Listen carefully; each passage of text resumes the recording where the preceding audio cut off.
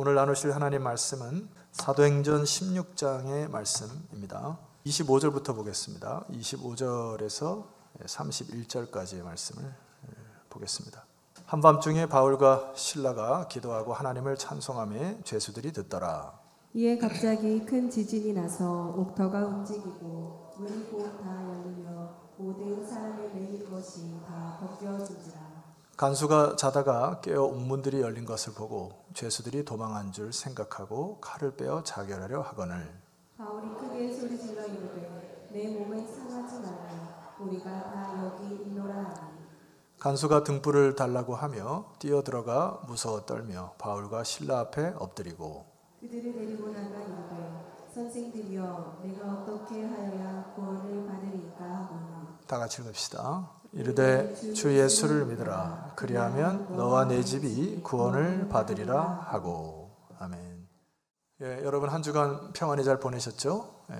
이 연말이 되어서 많이 분주한 삶을 보내시리라 생각하고 많은 행사들이 있으리라 생각되는데, 저는 한 주간 동안에 저의 삶을 잠깐 나누면은 그 홈커밍 데이라고 해서 대학의 동문들을 이제 초대해가지고 오랜만에 참여를 했습니다. 30년 만에 처음 보는 친구들도 있고 또 봤는데 못 알아보는 친구들도 있고, 세월이 많이 지나가서 1988 응답하라 이런 그거에 타임머신을 타고 돌아간 듯한 느낌을 받고 한 주간을 보냈습니다.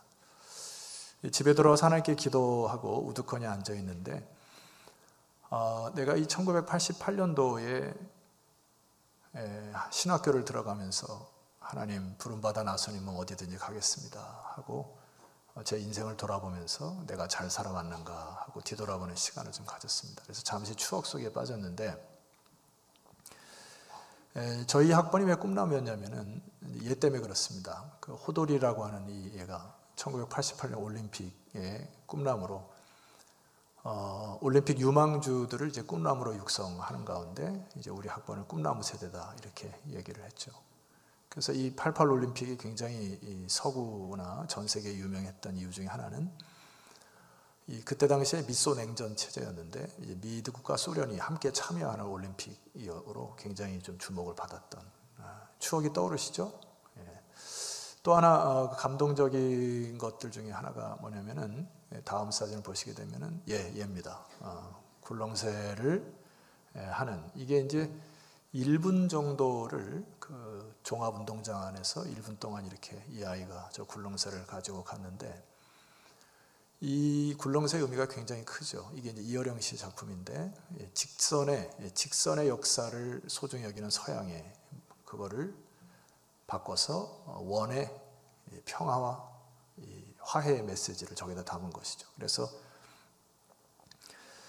김영태라고 하는 시인이 이거를 한 줄로 이렇게 요약을 했습니다. 종이가 아니라 잔디밭 위에 쓴 일행시다라고 적을 정도로 그때 굉장히 이것이 전 세계에 던져지는 메시지가 컸죠. 이 아이가 이제 다음 글에 보시면 이렇게 잘 자랐습니다. 윤태웅이라고 하는 아이가 성장하여서 연예인이 됐다고 하더라고요. 그래서 이제 제가 88년도를 지나서 30년이 지난 오늘에 와서 꿈나무로 학교를 들어갔는데, 나는 잘 성장하고 있는가? 나는 잘 요긴하게 쓰이는 나무가 되었는가? 제목이 되었는가? 아니면 뗄나무가 됐는가? 이렇게 좀 묵상하는 시간이었죠. 여러분의 인생은 어떠십니까? 하나님께서 여러분의 인생을 택하시고 뽑으셔서 여기까지 인도하셨는데 잘 지내고 계시죠? 예. 나무 이야기를 했으니까 성경에서 두 가지 나무를 좀 비교하려고 합니다. 첫 번째 나무는 이게 그 레바논의 나무의 이제 그이기도 한데 무슨 나무처럼 보입니까? 이게 백향목이라고 하는 나무입니다. 이 백향목 나무가 이제 한아름들이 이렇게 하늘로 쭉쭉 뻗어가지고 높이가 한 40m 정도까지, 큰 것들은 그러니까 아파트 한 15층 높이 정도까지 올라가서, 이 백향목은 성전의 기둥으로 쓰여지는, 그리고 각 나무 공사의 이제 기둥으로 쓰여지는 나무고요. 두 번째 나무를 보시게 되면은 저거는 성경에 나오는 조각목이라고 하는 그 씨띠나무입니다. 제가 출애굽기를 묵상하다가 굉장히 은혜 받았던 나무 중에 하나인데, 여러분 겉으로 보면 볼품이 굉장히 없어 보이죠. 저거 갖고 뭐 할 수 있을까요? 목수들은 아마 저 나무를 회피할 겁니다. 저거 뭐 아무짝에 쓸데없이 보이는데, 출애굽기에 보면은 저 나무는 언약궤를 매는 채, 이렇게 봉을 만드는 데 쓰입니다. 굉장히 딱딱하기 때문에 잘 끊어지지 않아서. 또 하나 진설병과 상을 매는 채, 그리고 성막과 번제단을 들어올리는 채, 이래서 다 이 채를 만드는 중요한 나무입니다. 없어서는 안 될, 하나님이 볼품없는, 외관상으로는 볼품없는 거지만은 겉으로 보기에도 목공들이 보기에도 사용하지 않는 나무이지만 하나님은 그것들의 특징을 사용하셔서 요긴하게 쓰신다라고 하는 것이죠. 그래서 여러분, 우리 인생 가운데 자녀들을 위해서 기도하고 여러분의 인생도 이렇게만 기도하시면 안 됩니다. 하나님, 제가 백향목과 같은 나무가 되게 하시옵소서. 그러면은 성전이 안 만들어져요. 기둥만 있습니다. 우리들 기도가 대다수 그런 기도 아닙니까? 하나님, 우리 자녀들이 백향목처럼 하늘로 쭉쭉 뻗어가지고 다른 사람에게 주목받고 큰 일에 쓰임받게 하옵소서. 여러분, 이렇게 기도하시면 안 됩니다. 어떻게 기도하셔야 되냐면 가르쳐 드릴게요. 하나님, 우리 자녀들이, 여러분의 인생이 하나님 부르심에 응답하며 살게 하옵소서. 그렇게 기도하시는 겁니다. 그래서 각자의 역할과 위치가 다 달라요. 굵기도 다릅니다. 그러니까 내 모습이 저 씨띠나무처럼 초라하게 보일지라도 하나님께 응답하며 살 때, 그것이 쓰임받는 인생으로 살아갈 때 그것이 귀한 인생인 것이죠. 모두 다 백향목이 될 수는 없습니다. 아멘이시죠? 결국 이 세상을 살아가면서 우리 그리스도인들은 하나님의 뜻이 어디 있는지, 하나님의 마음이 어디에 있는지를 묵상하고 거기에 반응하고 순종하며 살면 됩니다. 오늘 본문 속에서 우리가 바나바와 바울을 만나게 되는데, 1차 선교 여행을 마치고 이제 2차 선교 여행을 떠나는 지점이 되어 있습니다. 우리 사도행전 15장으로 좀 앞으로 올라가시게 되면은 36절에, 오늘은 성경을 제가 좀 조목조목 살펴드릴 테니까 볼펜 갖고 계신 분들은 잘 이렇게 따라오시면 되겠습니다. 자, 36절을 보면 2차 여행을 출발하는 지점에 놓여 있는데, 며칠 후에 바울이 바나바더러 말하되 우리가 주의 말씀을 전한 각성으로 다시 가서 형제들이 어떠한가 방문하자 하고, 그러니까 1차 전도 여행을 했던 때를 역으로 올라가서 다시 한번 보자, 이렇게 얘기를 했는데, 37절에 보니까 바나바는 마가라 하는 누구요?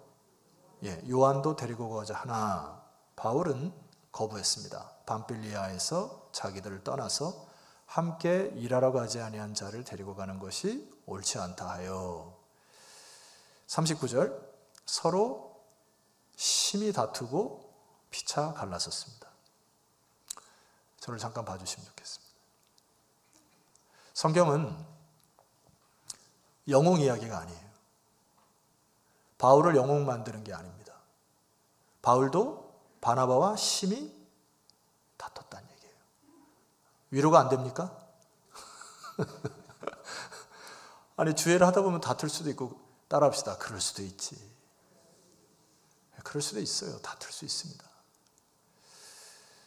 다툴 수 있는데 용서를 안 하는 게 문제예요. 그냥 꽁 하고 마음속에 담아두는 게 문제입니다. 저는 여기 보면 참 위로가 돼요. 다툴 수도 있다. 그래. 그 위로감 가지고 또 달려가 봅시다. 39절 하반절에 보니까 이들이 완전히 갈라섰습니다. 바나바는 마가를 데리고 배 타고 구브로로 갔습니다. 화면을 보시게 되면은 저 안디옥에서 출발해가지고 왼쪽으로 삐져나오는 섬인데, 바나바가 마가를 데리고 절로 가버렸어요. 그리고 바울은 실라를 데리고 저 위쪽으로, 아시아 쪽, 저 갈라디아, 부르기아 쪽으로 둘이 갈라섰습니다. 40절, 바울은 실라를 택한 후에 형제들에게 주의 은혜에 부탁을 받고 떠나서 수리아와 길리기아로 다니며 교회들을 견고하게 했습니다. 여러분, 바울과 바나바가 왜 충돌했을까요? 기질 때문에 그래요. 기질. 성격 때문에. 바울의 성격은 목적 지향적인 사람입니다. 그러니까 꽂히면 달려가야 되는. 바나바는요, 관계 지향적 사람이에요. 마가가 실수해도 마가를 데리고 함께 가자 하는 관계 지향적 사람입니다. 누가 옳다 그르다 말할 수 없죠. 서로 관계가 성향이 다를 것밖에 없고 이것이 강하게 충돌한 건데, 이게 참 인생을 살아가면서 성격 차이가 얼마나 힘든지 몰라요. 참고로 제 얘기는 아닙니다. 나중에 김용석 목사 부부는 절에 이렇게 하시면 안 됩니다. 제 친구 중에 하나가 이 친구는 관계 지향적인 친구고 사모님이 목표 지향적인 사람이에요. 그래서 두 가지만 예를 들어 볼게요. 첫 번째, 저기 고향을 가는데 차로 한 2시간에서 막히면 2시간 반 갑니다. 사모는 찍었으니 도착해서 밥을 먹자라고 하는 주의고, 내 친구는 여행인데 휴게소를 들려서 호두 갖다 줘 까먹고 오뎅도 먹자. 이게 늘 이제 다투는. 이해하시죠? 예를 들어 제가 이제 아주 1년에 가끔 우리 자녀들과 가는 북촌이라는 데가 있습니다. 이제 북촌에 가면은 그 정상에 전체를 내려다보는 북촌에 그 카페가 있어요. 그 박물관하고 경험한 박물관에 일전에 제가 이제 선교사님을 한 번 모시고 박물관 카페를 모시고 갔는데, 거기는 차가 거의 다닐 수 없는, 그리고 겨우 다녀봤자 그 주민들만이 통행하는 그런 곳인데 꼭 그런 거에 차 끌고 오는 사람들이 있어요. 그래서 속으로 뭐 여기까지 차를 끌고 오냐 그랬더니 내 친구 사모가 거기를 가면 항상 차를 가지고 거기를 가야 되는. 왜냐면 목적 지향적이니까 찍었으면 가야 되는. 내 친구는 저 밑에 차를 파킹해 놓고 올라가면서 호떡도 사 먹고 뭐 이런 건데, 이게 때문에 다투는. 참 안 맞아요. 근데 잘 삽니다. 이게 지금 바나바하고 성격 차이로 다퉈가지고 저 아시아 쪽으로 올라가면서 마음 한구석에 큰 돌덩어리가 있었을 겁니다. 여러분, 바나바가 어떤 존재입니까? 자기가 다소에 낙향하여 있을 때 자기를 거기까지 찾아와서 자기를 사역자로 부른 은인 같은 사람이에요, 바나바가.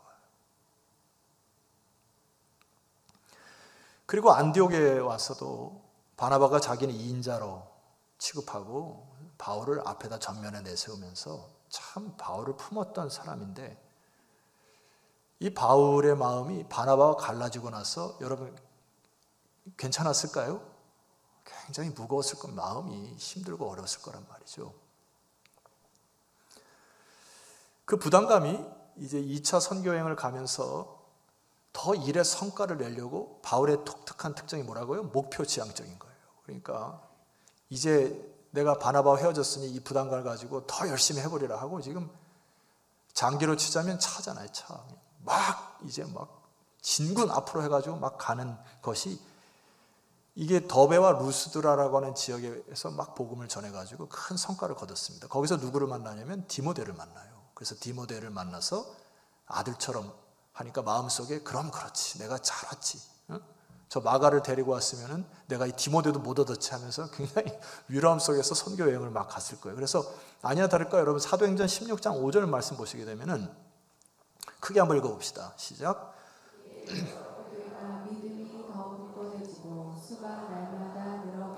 예, 바울의 마음이 흡족했을 거예요. 곳곳에 들리는 제자의 수가 막 늘어나고 견고해지고 막 이러니까 굉장히 기뻤을 겁니다. 그런데 이 사역이 막 동력을 받는데 문제가 생기는 겁니다. 자, 16장 6절을 보시게 되면은 성령이 아시아에서 말씀을 전하지 못하게 하셨어. 가로막습니다. 그래서 그들이 부르기아와 갈라디아 땅으로 다녀가서 7절입니다. 제가 읽어드릴 테니까 화면을 보시면 지도를 보세요. 무시아가 어디 있는지. 무시아 앞에 이르러 비두니아, 저 북쪽에 비두니아 보이십니까? 아니, 보인다 하시고 안 보인다면 안 보인다 하시고. 보이시죠? 북쪽으로 가려고 애쓰되 예수의 영이 허락지 아니하므로 무시아를 지나 드로아로 내려갔다 했습니다. 드로아 보이십니까? 해변의 도시에 드로아에서 발이 꽉 묶여 버렸습니다. 이제 시작인데, 이제 막 좀 역사를 이뤄야 되는데, 내 성격상 아시아를 막 휘젓고 다녀야 되는 바울이, 근데 드로아라는 해변가에 딱 발이 묶입니다. 여러분, 이때 하나님의 때입니다. 복음성가가 그런 게 있죠. 날이 저물어 갈 때, 빈들에서 걸을 때, 그 다음 그때가 하나님의 때, 내 힘으로 안 될 때, 빈손으로 걸을 때, 내가 고백해 여호와 이래. 때로 내 타이밍과 내 뜻이 아닐 때, 막힐 때 하나님의 때가 있을 수 있습니다. 여지없이 9절에 하나님이 천사를 통해서 나타나십니다. 보실까요? 밤의 환상이 바울에게 보이니 마게도냐 사람 하나가 와서 서서 그에게 청하이를 때 마게도냐로 건너와서 우리를 도와라 했습니다. 10절, 바울이 그 환상을 보았을 때 우리가 곧 마게도냐로 떠나기를 힘쓰니 이는 하나님이 저 사람들, 유럽 사람들에게 복음을 전하라고 부르신 줄로 인정하고 그 다음에 유럽으로 갔습니다. 그래서 11절 말씀 보면 잘 유의하셔야 돼요. 우리가 드로아에서 배로 떠나, 이것도 약간 하울링만 좀 잡아주세요. 지도를 보시게 되면은 제가 읽어드릴게요. 우리가 드로아에서 배로 떠나 사모드라게, 보이십니까? 사모드라에게로 직행하여 이튿날 네아폴리로 갔습니다. 거기서 빌립보에 이르니, 빌립보 보이시죠? 이는 마게도냐 지방의 첫 성이요 로마의 식문지라. 이 성에서 수일을 유했다 했습니다. 자, 여러분, 이제 지도를 말고 저를 봐주시면 되겠습니다. 빌립보 성에 도착을 하게 되면은 하나님께서 이제 그물을 던져가지고 걷어들여야 할 영혼들이 쫙 깔려 있는 것으로 생각했지 않았겠어요? 아시아로 가지 못하게 해서 유럽으로 갔으니 내가 도착하자마자 이제 그물을 던져서 영혼들을 구원해야 될 적절한 타이밍인데 수일 동안 한 마리도 낚지를 못하는 겁니다. 낚시해 본 분 계십니까? 제가 낚시를 좋아하는 스타일은 아닌데 우리 아버지가 김태공입니다. 그래서 저를 가끔 데려가 가는데 어느 날은 안 잡히니까 아버지가 작심을 하셨는지 밤낚시를 하자 그러시더라고요. 그래서 그 밤에 밤을 꼬박 새겼는데 새벽까지 한 마리도 낚지 못해가지고 제가 그 다음부터는 밤낚시를 안 갑니다. 생고생을 너무 해가지고. 그러니까 이게 물고기를 낚으려고 1박 2일 동안 있는데 그 새벽에 너무 허탈하고 허전한 마음, 그거 아마 낚시하신 분은 알 거예요. 근데 여기 지금 사도 바울이 여기 드로아에서 떠나 빌립보를 왔는데 그물을 던지려고 하는데 고기가 안 보이는 겁니다. 그리고 수일 동안 아무 일 없이 사람도 못 만나고 만나는 사람마다 빠꾸를 만나고 이러니까 이게 마음의 허탈감이 꽉 차는 그 시점이었을 거라 생각이 됩니다. 다시 한번 선포할까요? 날이 저물어 갈 때, 빈들에서 걸을 때, 그때가 하나님의 때입니다. 때로 여러분 내 길이 막힐 때 가만히 서서 하나님의 역사를 보셔야 됩니다. 이들이 잘한 게 있어요. 13절 말씀 보니까 안식일에 우리가 기도할 곳이 있을까요? 뭐 하러 갑니까? 이제 기도하러 갑니다. 하나님 어떻게 하면 좋을까요? 그런데 문 밖 강가에 나가 거기 앉아서 모인 여자들에게 말을 했습니다. 제 성경에는 우연이란 단어가 없다 말씀을 드렸죠. 제 목회 철학에도 우연이란 없다는 말씀을 여러분에게 몇 차례 드렸습니다. 그래서 여기 14절은 우연히 두아디라시에 있는 자색옷감 장사로서 하나님을 섬기는 루디아라는 한 여자의 말을 듣고 있는 것이 우연이 아니고 이렇게 해석해야 됩니다. 마침내 두아디라시에 있는 자색옷감 장사로서, 두아디라시에 있는 여인이 빌립보로 장사하러 오는 그 타이밍에 사도 바울의 일행이 수일 동안 빌립보 성에서 유하다가 하나님의 관심이 이 여인에게 쏠려 있으므로 두아디라에 있어서 자색 옷감을 끊어다가 빌립보에 장사하러 오는 그 타이밍에 맞춰서 사도 바울의 일행을, 이 여인을 만나게 하시는 하나님의 필연이었다. 저는 그렇게 확신합니다. 사도 바울은 1차 여행 동안에 유대인의 회당에 들어가면서 수많은 유대인과 변론을 하여 꺾어버렸거든요. 그리고 어쩌면은 각 도시에 가서 고관 대작들을 만나거나 지주들을 만나서 막 변론을 해서 꺾어버릴 당당한 사람이기 때문에. 근데 하나님의 관심은 아무도 주목하지 않았던 두아디아시아에 있는 자색옷감을 만드는 한 여자 루디아라는 사람에게 주목하시는 것을 알게 됩니다. 하나를 더 볼까요? 자, 이 사건이 있고 나서 16절로 내려가시게 되면은 우리가 기도하는 곳에 가다가 누구를 만났습니까? 점치는 귀신 들린 여종 하나를 만났습니다. 점으로 그 주인들에게 큰 이익을 주는 자였습니다. 17절 말씀 보면은 그가 바울과 우리를 따라와 소리질러 이르되 이 사람들은 지극히 높은 하나님의 종으로서 구원의 길을 너에게 전하는 자라 했습니다. 18절 이같이 여러 날을 바울이 심히 괴로워하였다. 여러분 밑줄을 한번 꺼보시면 좋겠는데 여러 날이라는 단어와 괴로워하였다. 이게 좀 이해가 안 갑니다. 여러 날을 왜 괴로워했을까? 다른 성경에 보면은 이 괴로워했다는 단어를 귀찮게 여겼다 이렇게 쓰여 있습니다. 뭘 귀찮게 여긴 겁니까? 이 여인이 귀신 들린 여종 하나를 귀찮게 여긴 겁니다. 그리고 지금 유럽 땅에 해야 할 일들이 많은데 이 여인이 자기의 발목을 잡은 듯한 느낌을 받는 거예요. 그때 당시에 여러분 여인은 수로 치지 않았던 유대인의 관습이 있었고 귀신 들렸다고 하면 이미 내놓은 사람입니다. 그러니까 아무도 관심을 두지 않았고 바울도 자기가 앞길에 이 여인 때문에 지금 많은 만나는 사람들에 대하여 이 여인이 걸림돌이 돼요.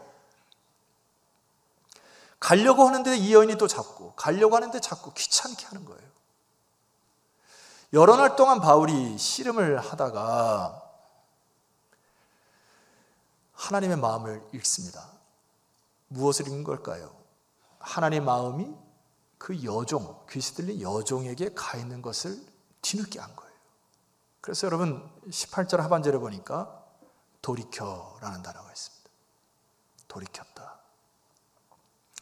여기 돌이켜라는 단어는 히브리 단어의 슈브라는 단어를 제가 일전에 사용했는데 마음과 뜻과 중심을 완전히 돌이켜서 자기의 뜻을 꺾어 이런 뜻입니다. 그 귀신에게 이르되 예수 그리스도의 이름으로 내가 내게 명하노니 그에게서 나오라 하니 귀신이 즉시 나왔습니다. 하나님이 이 여인에게 관심을 갖는 것을 알고 예수 그리스도의 이름으로 선포하여 귀신의 권세를 사로잡았습니다. 그런데 이 일이 있고 나자마자 급작스럽게 근무를 타면서 다른 일들이 벌어지는 게 이제 19절 말씀인데 보실까요?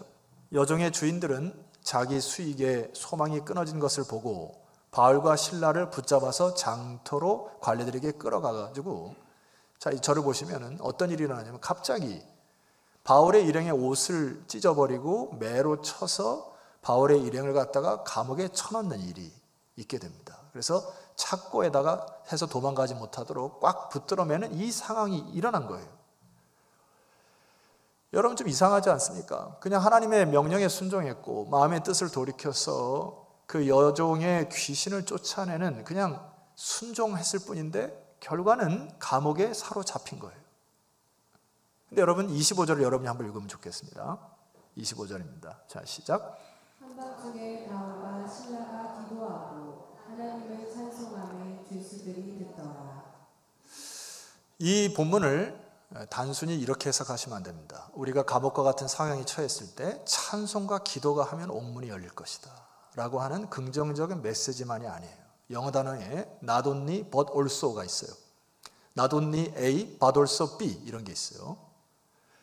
이것은 단순히 우리가 어떤 삶에 묶여 있을 때 찬송과 기도를 터쳐라 그러면 하나님께서 옥문을 열듯이 여러분의 문제를 해결해 주실 거다라는 그 단순한 메시지가 아니에요. 만약에 한밤중에 바울과 실라가 기도하고 하나님을 찬송했을 때 옥문이 열렸으면 바울과 실라는 뭐 해야 됩니까? 감옥을 빠져나가면 됩니다. 열렸기 때문에. 그렇게 하지 않아요. 다른 의미가 있습니다. 26절 말씀 볼까요? 이에 갑자기 큰 지진이 나서 옥터가 움직이고 문이 곧 다 열리며 모든 사람이 메인 것이 다 뭐 했어요? 벗어졌습니다. 27절 간수가 자다가 깨어 옥문들이 열린 것을 보고 죄수들이 도망한 줄 생각하고 칼을 빼러 뭐하라 했어요? 자결하라 했습니다. 바울이 도망갔습니까? 안 도망갔습니다. 그 자리를 지켰어요. 바울이 소리칩니다. 크게 소리를 내리되 내 몸을 상하지 말라, 우리가 다 여기 있노라 하고 감옥을 빠져나가지가 않아요. 왜 안 빠져갔을까요, 여러분? 그 묶인 상황 속에서 하나님 옥문을 터쳐줬으면 나갔어야 되는 거 아닙니까? 바울과 실라의 마음속에 큰 심경의 변화가 있다고 확신합니다. 한밤중에 라고 25절은 시작됩니다. 한밤중에. 감옥에 사로잡혀서 자기의 인생을 묵상하기 시작합니다. 패악한 자기와 같은 사람을, 그리스도인들을 잡아 죽이려고 했던 자기와 같은 사람을 다메섹 도상에서 자기를 만나시고, 주님을 만나고 나서 다소에 낙향했을 때 하나님 바나바를 통해 가지고 자기를 또 찾아오시고, 순간순간마다 하나님께서 여기까지 인도하신 그 하나님이 묵상되기 시작합니다. 그래서 자기의 생각이나 자기의 뜻이 아니라 하나님의 마음이 어디 있는가를 선교 지역을 쭉 살펴보니까 저 북쪽에 있는 북아시아 쪽에 있는 곳으로 가서 자기는 막 차처럼 움직이면서 하나님 나라의 업적을 쌓으려고 하는데, 하나님의 가슴이 어디냐면은 저기 유럽 땅에 하나님을 기억하고 섬기는 한 여인을 하나님이 기억하셔 하나님의 마음이 거기 있는 거예요. 그러니까 바울의 일행을 아시아로 가는 것을 막으시고 유럽 땅으로 그 일행을 묶으셔서 우연히가 아니라 마침내 그 여인을 만나게 하시는 한 영혼을 집중하시는 하나님을 묵상하기 시작합니다. 바로 그 땅에 도착해서 루디아라는 여인에게 복음을 전하고 구원의 역사가 일어나는데, 지나가는 중에 귀신 들린 여종 하나를 만났는데 이 여인이 수일 동안 자기의 일행을 잡는데 하나님의 마음이 그 여종에게 있는 것을 보게 된 것입니다. 그렇구나. 하나님의 관심은 인간의 업적이 아니라 가까이 있는 한 사람 한 사람을 소중히 여기고, 이 사람이 귀함을 여기고 그 영혼에게 모든 복음을 전할 수 있는 그 한 사람 한 사람을 소중히 여기는 거, 이게 하나님의 마음이로구나 깨달았던 거예요. 그래서 옥문이 열려도 나가지 않습니다. 그의 눈에 누가 들어온 겁니까? 간수예요. 저 영혼도 하나님이 사랑하시는데 내가 옥문이 열렸다고 여기를 나가면은 저 사람은 죽기 때문에 저에게도 복음이 필요하구나 하고 그 간수가 눈에 들어오는 거예요. 여기 저 간수의 영혼이 한 사람으로 보이기 시작하는 축복이 바울과 실라에게 회복된 것입니다. 여러분, 이 하나님의 마음이 여러분 안에 회복되기를 소망합니다. 오늘 아침 제가 방에 와서 짧은 시간 묵상을 쭉 하면서 많은 은혜가 되더라고요. 제가 한 사람의 목회자가 되기 위해서 저를 위해서 기도하고 했던 우리 어머니의 기도가 있었고, 학창시절에 전도사님이 계셨고 교사분들이 계셨고, 순간순간 살아오면서 저를 지원하고 인정하고 해줬던 사람들 때문에 그 한 사람으로 제가 여기 서 있습니다. 교회의 본질은, 여러분 착각하시면 안 되는 거는, 사도행전 9장 31절에 성령의 유래로 진행하여 수가 더 많아지는 축복을 자칫 잘못하면 수가 많아지는 것에 초점을 두는 것이 아닙니다. 결과적으로 여러분들의 삶 속에서 하나님의 마음과 시야로 한 사람 한 사람을 귀하게 여기시고, 그 죽어가는 영혼이 하나님 백성이 안 된다고 하는 그 사실 때문에 통곡하는 그 기도가 다시 회복되기를 소망합니다. 그것이 교회의 본질이에요. 그 누구도 관심 두지 아니하는, 그냥 스쳐 지나가는 한 사람일지라도 하나님은 그 영혼에 초점을 맞추고 계시기 때문에 우리의 일생 다가도록 그 영혼을 위해서 기도하고 하나님께 돌아오는 중보를 놓치지 아니하는 것, 그것이 아버지 하나님의 마음입니다. 자, 보세요. 29절 보세요. 간수가 등불을 달라고 하며 뛰어들어가 무서워 떨며 바울과 실라 앞에 엎드렸습니다. 그들을 데리고 나가 이르되 선생님들이여, 내가 어떻게 하여 구원을 받으리까 하거늘 물었습니다. 그러니까 바울이 그 유명한 말을 하죠. 우리 31절을 함께 선포합니다. 시작. 이르되 주 예수를 믿으라. 그리하면 너와 내 집이 구원을 받으리라 하고. 이거는 전도부의 공식적인 암송 구절로서 나가서 주 예수를 믿으면 너와 내 집이 구원을 얻는다, 이 정도의 차원이 아니에요. 주 예수를 믿는다라고 하는 게 무슨 말입니까? 간수에게 주 예수를 믿으라 라고 하는 게 무슨 말이에요? 하나님께서는 너의 영혼을 소중하게 여기셔서 나의 일행을 지금 여기까지 오게 하셔서 너를 만나게 하시고 축복하게 하시는, 너는 귀한 존재라는 것. 나의 일행을 여기까지 인도하셔서 감옥 속에서 너를 만나게 하셔서 너에게 이 축복의 메시지를 주려고 하는 하나님이 천하보다 귀하게 여기시는 너의 영혼이라는 것. 그 하나님을 믿으라는 겁니다. 그리고 이제는 너 인생이 네 것이 아니고 예수 그리스도가 너의 인생의 주인이므로 그를 믿고 기동하며 살아가라 하는 거. 인생의 큰 전환에 대한 도전입니다. 그래서 믿음이라고 하는 거는 단순히 내가 명제적으로 명사적으로 그리스도를 믿는다 해서 구원받는 게 아니에요. 내 인생의 주인이 완전히 바뀌어서 이제 주님을 신뢰하며 나가는 거, 이것이 믿음이라 합니다. 믿음은 예수 그리스도가 하나님의 아들이시고 그분이 인생의 주인이 되실 때 참된 구원이 있음을 믿고 전적으로 그분을 신뢰하며 나가는 것을 믿음이라 하는 겁니다. 그래서 여러분 로마서 1장 17절을 보고 제가 마지막 결론을 내리겠습니다. 한번 선포해 볼까요? 자, 시작. 믿음으로 믿음에 이르게 하나니 기록된 바 오직 의인은 믿음으로 말미암아 살리라 함과 같으니라. 마지막에 보면은 저를 따라 하십시다. 오직 의인은 믿음으로 말미암아 살리라.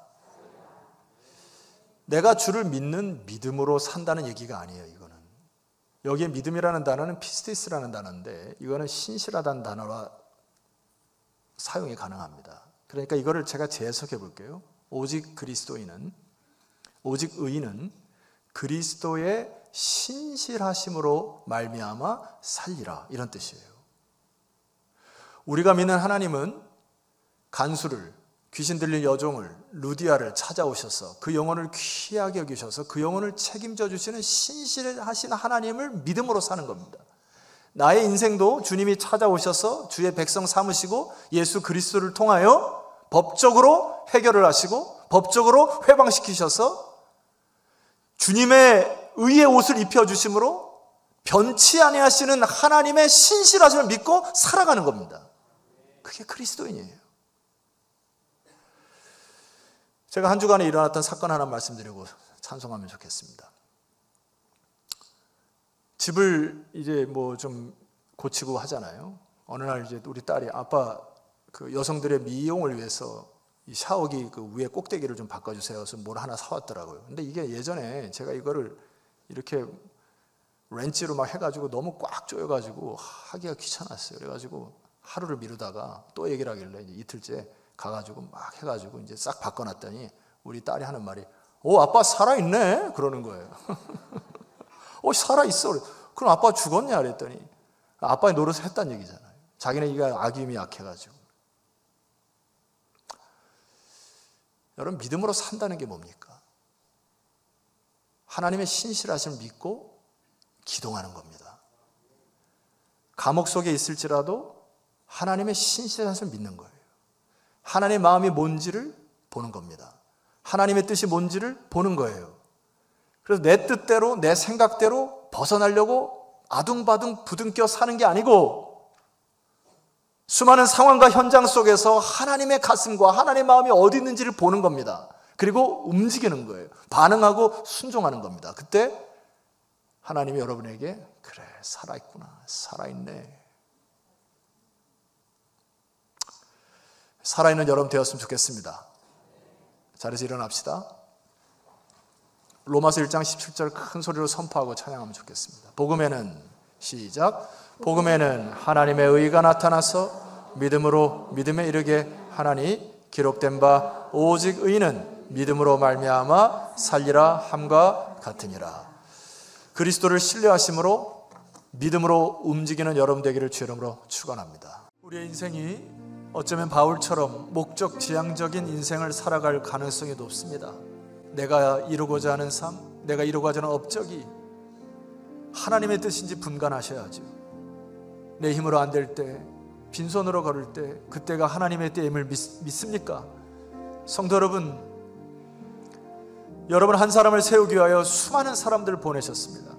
이제는 여러분 주변에 있는 한 사람을 귀히 여기시는 축복의 사람들에게를 소망합니다. 아버지의 마음이 그 영혼에게 있음을 보게 하셔서 복음을 전할 수 있는 전도자의 사명을 허락해달라고 기도하시고, 여러분의 가정에 있는 아직 믿지 않은 영혼들을 위하여 하나님 그 영혼들이 주 앞에 돌아오는 축복의 인생 되게 하옵소서. 우리 합심하여 잠시 기도하며 나가도록 하겠습니다. 기도합시다.